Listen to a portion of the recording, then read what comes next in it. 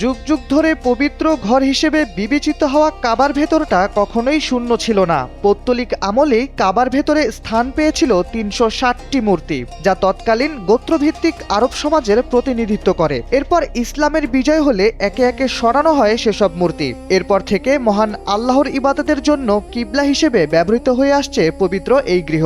বাইরে থেকে গিলাফে আবৃত কাবাঘর দেখা গেলেও হাতে গোনা কতিপয় সৌভাগ্যবান মানুষ ছাড়া বাকিরা আসলে জানেই না কাবাঘরের ভেতরটা দেখতে কেমন।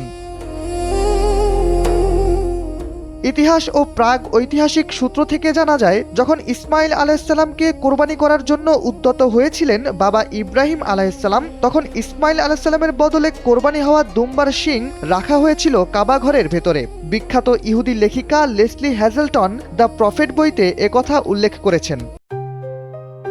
JBS holdings limited. অবশ্য এ বিষয়ে ইসলামী আলেমদের কোনো বর্ণনা পাওয়া যায় না।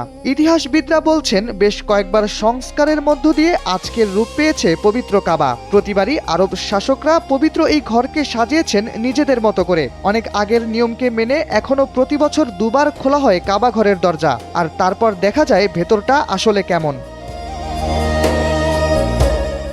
কাবার ভেতরে এক কোণে আছে একটি সোনার দরজা, যাকে বলা হয় বাবুত তাওবা। এখান দিয়ে কাবা ঘরের ছাদে ওঠা হয়। এছাড়া কাবার ভেতরে আছে 3টি স্বর্ণ খচিত পিলার। পিলারে ঝোলানো আছে প্রদীপদানি, আরবের নামকরা লোকেরা যা এক সময় ব্যবহার করত। এছাড়া আছে সুগন্ধি রাখার একটি বাক্স। কাবার দেয়ালে দেয়ালে লেখা আছে বিভিন্ন সময় কাবার সংস্কার করা শাসকদের ইতিহাস। এছাড়া ভেতরে একটি জায়গা রয়েছে যেখানে দাঁড়িয়ে নামাজ আদায় করেছেন স্বয়ং রাসূলুল্লাহ সাল্লাল্লাহু আলাইহি ওয়াসাল্লাম। এছাড়া বাকি দেয়াল জুড়ে দেখা যায় শুধু আরবি ভাষার ক্যালিগ্রাফি। শাহরিয়ার আহমেদ, NPB।